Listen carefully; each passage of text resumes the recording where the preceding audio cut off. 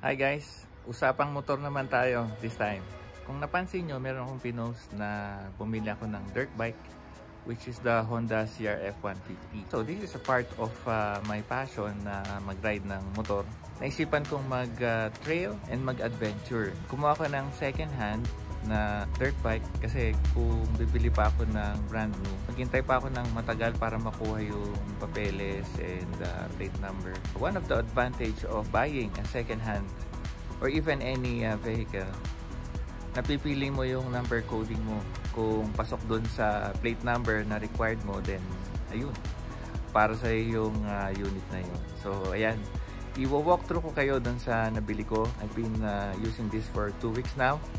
Pero mga short rides lang, wala namang biyahe-biyahe pa. Basta getting to know the motorcycle right now. And may mga napansin ako, since hindi naman perfect yung binili natin na motorcycle, since second hand nga. Papakita ko sa inyo, walk through ko kayo, and then di-discuss natin kung ano yung mga papalitan ko, kung ano yung mga i-upgrade ko. Ano? Tara! Let's go guys! Ayan siya. Honda CRF 150. Nice. Yan, ikot tayo. Pag titingnan mo, ano naman siya normal na motorsiklo. Ganun. Then, pwede siyang pang adventure, pang trail, pang jump. Pero hindi naman tayo hardcore na jumper. Gusto lang natin mga river crossing and motorcycle camping. Kaya ako binili to. Kasi limited yung yung scooter ko. Pagka lubak-lubak na and river crossing, wala na, ganito na lang. This time is adventure, kaya ayan. Pumili tayo ng Honda CRF 150. Bakit ba itong motor na itong binili ko? Una, it's Honda. Yung scooter ko and my TMX before, lahat yun reliable. Wala akong naging issue. Maganda, masarap gamitin. Suabe and walang issue. Kumbaga, kahit second hand ko nabili yung scooter ko right now, okay naman. Looks perfect yung motor, pero meron tayong mga napansin na dapat nating palitan. Second hand, meron tayong hindi gusto sa gusto. Papakita ko sa inyo guys kung ano yung mga plano kong gawin dito sa CRF 150 natin. Una, yung headlight. Ano pa siya? Halogen. So may pamalit na tayo niyan. Papalitan ko yan. I-vlog ko rin kung paano palitan yung bumbilya niyan. Kung nakita niyo yung second video ko about Honda CRF, replacing the tail light and the brake light nung unit na yan. Kaya yun ang inuna ko kasi pinrocess ko kaagad yung transfer of ownership. Actually, naka-transfer na yung rehistro nito at saka yung ownership nito sa under my name. Kasi kung may bilang sasakyan, hindi ko pinapatagal na may open deed of sale lang. Ang ginagawa ko talaga, nilalakad ko yung papeles para maging sa akin. At least malalaman mo kung may problema yung unit. Di nakita mo na, di ba? So, tumana ng HPG to, inspection and the LTO. Ayun na nga, to cut the story short, yan, akin na yung motor na yan, under my name na. And pagka ma-checkpoint tayo, at least papakita natin yung ORCR talagang under my name. So usually ganun ginagawa ko kahit sa 4 wheels na second hand. Agad, diretso transfer agad sa akin. And then madi-declare mo pa sa assets and liabilities mo na pagmamay-ari or property mo yung sasakyan. Let's go back to our discussion for today. Una, itong napansin ko, itong hand grip, yung basag or worn out. Yan. Meron tayong kapalit niyan. Yan, papalitan ko both, pati ito. Yan. Yan. And then itong, I think itong buong controller, bumili na ako nito, signal light. Then ang nagustuhan ko dito is lang, low mileage. Tingnan nyo guys ayun, 5,300 kilometers pa lang. So ayos pa yan sa motor lang. Yan, ano pa ba ang papalitan natin? Tires. Nadudulasan ako dito. Tatakot akong i-kurbada lalo sa kalsada. Kaya ang takbo ko alalay lang. Kasi pagka dumulas tayo dito, one mistake you die yan eh. So bumili ako ng Dunlop na dual sport, tapos oversize siya. Pag kinabit natin, papakita ko rin sa inyo. Yan, front and back, papalitan natin yan. And then what else, bumili ako ng monorack na naka-shape dito, since mahilig tayo mag camping, picnic, bikepacking. Ito, para meron tayong solid na bakal na na lalagyan ng mga gamit. And then yun na, pwede na tayo mamundok. Yan, di naman tayo magja-jump ng husto guys. River crossing, off-road, yan pwede, yun yung iniisip natin. Pero yung mga jump, not so much. What else? Side mirror, bumili ako ng stock talaga ng side mirror nito, kasi itong side mirror na to naka-magnify yung likod. Tinignan ko pa lang yung sasakyan sa likod, kala ko lapit na, yun pala hindi. And then flimsy siya. I don't know bakit nila pinapalitan to, but for me, stock is the best pagdating sa side mirror. Handlebar, meron akong Pro Taper na handlebar na ipapalit dito. Color gold, yan, palit to. Ito kasing CRF and mga dirt bikes, walang mga USB port, so lalagyan natin to ng USB charger. And then since meron naman na tayo nito, so pwede tayo mag-charge. Tapos may lalagay ko pa yung Insta360 ko dito na kailangan din ng power supply, so lalagay natin dito.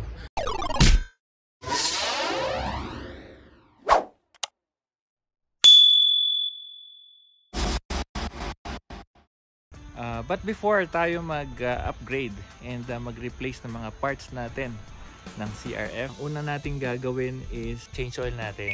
Yan. Palit ng spark plug, oil filter, air filter, para at least alam natin na kilala natin yung motor. So it applies also for 4 wheels, no? Pagka bumibili kayo ng sasakyan na second hand, ganun din ang ginagawa ko eh.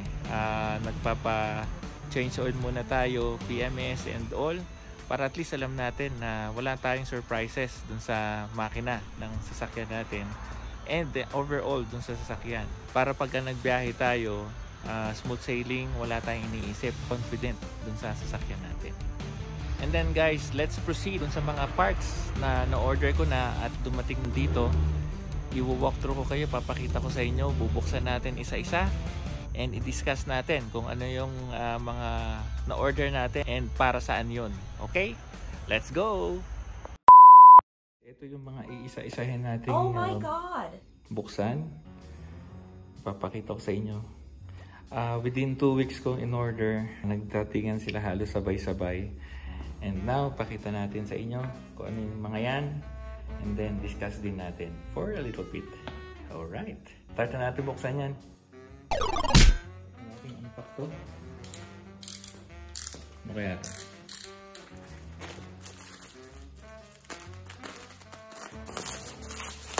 Oh, nakikita natin kung ano to. Ito, genuine parts from Honda. Ito yung throttle na hand grip sa right side. Ito naman yung sa left side na hand grip. Kasi kung nakita nyo kanina, basag yun yung rubber. And also, front brake pads. Genuine parts yan. Lagyan natin dyan. Puro maliliit muna tayo guys. Oh, ito naman guys yung maglalagay kasi tayo ng charging port, USB, and also 12 volts port. Ayan. Ikakabit natin to dun sa may side mirror. Sana may ikabit natin to. Meron pa siyang timer. Yan, running. And then, bubuksan natin to. Yan, meron siyang dalawang USB port. Switch. Power switch. Ang nagustuhan ko dito, nandito na yung fuse. Ngayon, pagka na-fuse siya, dito ka talagang magpapalit. Hindi ka na magte-trace sa loob or magbabaklas pa. And also, since meron tayong tire inflator and other stuff na pwede na itong ikabit, ito meron tayong cigar port ang tawag nila dyan. Yan ilalagay natin as our charger. Ang maganda dito, dalawa. Pwede cellphone, tapos yung isa, Insta360 natin habang nagra-ride. Yan, so that's that. May kasama naman siyang mounting. Ito. Kaya to. Ang habang plastic, pero ganito lang siya kaliit. Dito natin. Ingat lang guys, pagka nagbubukas kayo ng package, baka mahiwa nyo pati yung item. Yari tayo dyan. Alright. So, magpapalit din kasi tayo ng side mirror. Ito yung rubber cap ng side mirror. Yung dalawang to. I think umorder tayo ng adapter. Ito naman guys yung headlight natin. Ano siya? Knob sight. LED to. Para ito talaga sa motorcycle. Kasi yung halogen natin, nainitan ako eh. Naluto nga yung sticker nung nung LTO. What? Yung sa headlight. Kaya tinanggal ko na lang din. Kasi mainit yung halogen. So, gano'n naman talaga yung stock, mainit. Pero syempre, LED na ngayon eh. Papalitan natin siya. Ito siya guys. Yan. Laki ah. Magkasya kaya ito dun. Tingnan natin. Ano yan? Knob sight.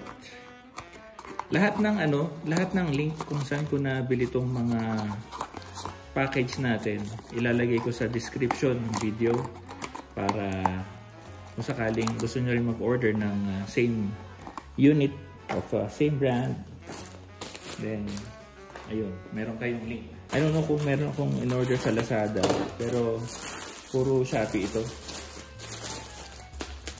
Yan. First time ko lang ito binuksan guys. Para sa inyo, para masubaybayan nyo yung ating pag-upgrade at saka mga replacement ng parts dun sa CRF natin. Alam nyo na to. Yan. Una, genuine parts ng Honda. Ito yung side mirror. Sa right side yan. Ito naman yung left. Pag in-order mo yan, wala talagang screw dito, walang adapter. Kaya in-order na rin ako. Sinama ko na yung adapter and then yung nut. Dalawa yan. Kasi ito, merong clockwise at saka counterclockwise sa Honda. Kaya yan. Sapat yan dun. Okay ate. Since magpapa-change oil tayo, I think ito yun. Air filter. Yan. Air filter natin. Pagka nagpa-change oil ako, isasama ko to. Sasabay ko na.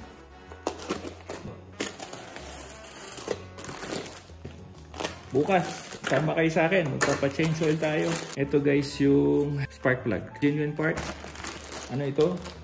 Ito yung left hand switch ng passing light, headlight, at saka turning lights.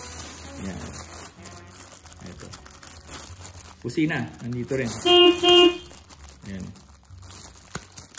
Yun. So, ito talaga yung part niyan. Ipapalit lang natin. Ayan.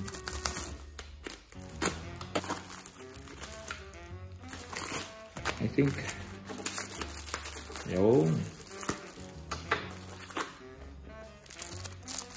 And guys, CRF bar end to. Ayan, kabilaan yan, bar end. Ito naman, ano ba to?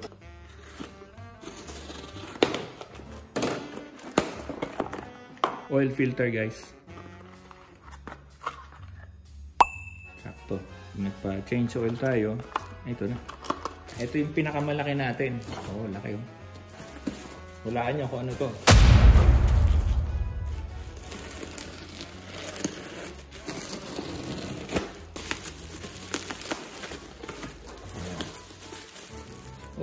Pro taper.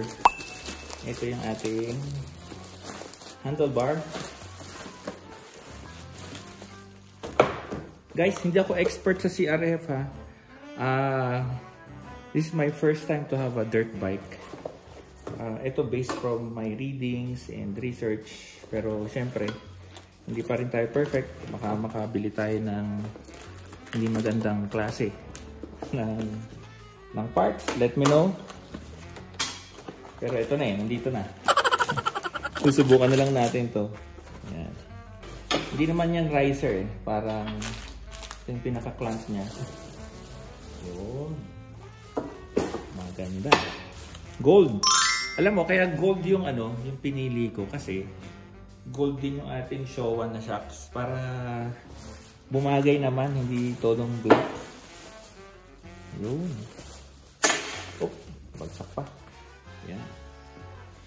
Ito guys, Pro Taper. Ha? Okay ba? Ayan siya.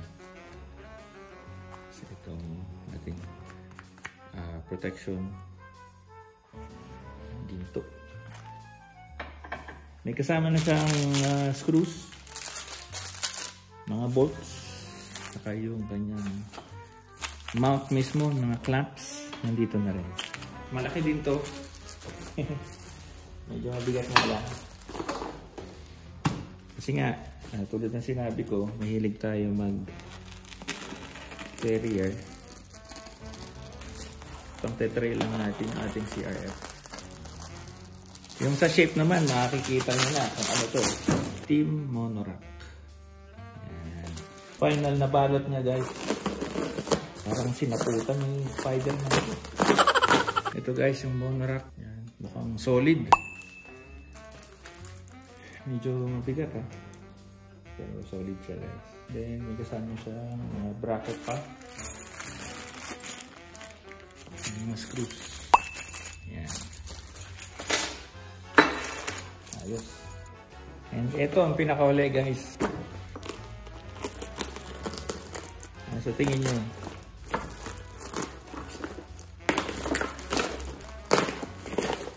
Siya rin ang huling dumating eh. Kaya huli siya ngayon. Oh, dito pala last to. Ano, ito na. Yun. Yung handguard natin. Ano to eh? Ito guys. Bark Buster.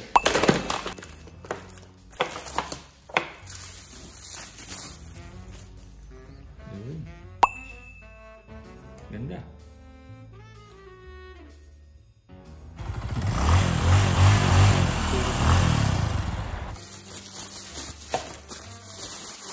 May kasama na rin siyang mga mounting screws, clamps, and plastic rubber para hindi dumulas. Ito yan. Kasama sila. So yun. Ito yung mga oversized na tires. Ito. Dunlop to. Hindi ko pa bubuksan kasi nga pag kinabit na natin, doon natin papabuksan. Ang size nito is, ito pangharap, is 21 and 3.0. 3.0 by 21 ang size nitong ating tire. Dual sport to kasi yung Nabi tires natin na nakakabit, yung stock dun sa CRF, medyo nadudulasan ako dun guys. Parang madulas eh, kaya ako dual sport na lang total, di naman tayo full blown talagang super kung saan natin magpapatalo ng sasakyan. Ito naman is 18 by 4.60. Itong ating Dunlop din na tires. Medyo may kamahalan lang pero based sa mga friends and feedback ng mga kasama ko, maganda yung Dunlop. Again, lahat ng items na to ilalagay ko sa description ng video na to. May mga link doon kung saan nyo mabibili lahat. Excited na ako ikabit to. Mag-change oil muna tayo. And yun ang una natin. So yan na guys, yan ang ating mga kakabit natin for the next couple of days. Yan. Tambak tayo ng mga gagawin. And then, nice. Lahat naman to, iba-vlog natin paano ikabit yung bawat part na yan, kung ano man yung mga pinakita ko sa inyo. Do stay tuned para ma-update kayo sa ito nga, yung pag-upgrade and pagpalit natin ng mga parts ng Honda CRF natin. Alright.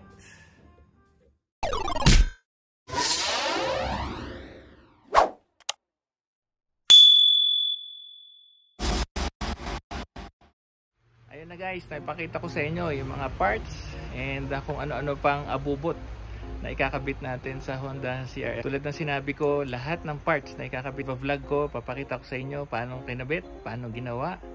Then para lahat tayo na matututo sa upgrade na to. Lahat din ng rides na gagawin ko, ayan, i-document natin. I'll share it with you guys. Alright, yun lang naman for today's video.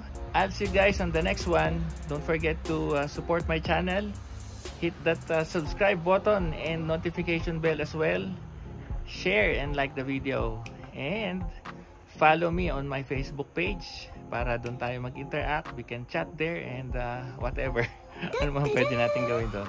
Okay. I'll see you guys. Bye-bye.